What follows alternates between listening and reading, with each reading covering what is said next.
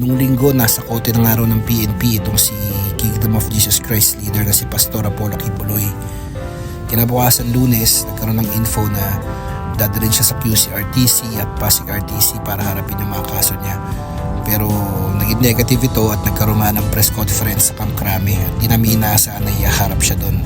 So ano magandang gawin sa mga ganitong klaseng coverage? Unang-una, syempre magbaon ka na naman ng maraming pasensya dahil nandito na naman yung matagalang paghihintay bago magsimula ang press con. So ano magandang gawin sa mga ganitong klaseng coverage?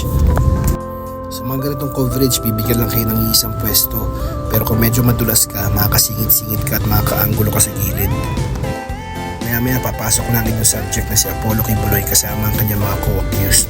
So habang naglalakad pa lang, pumitik-pitik ka na, tignan mo na kung ano yung mga kakaibang reaksyon at yung mga ibang gagawin nila.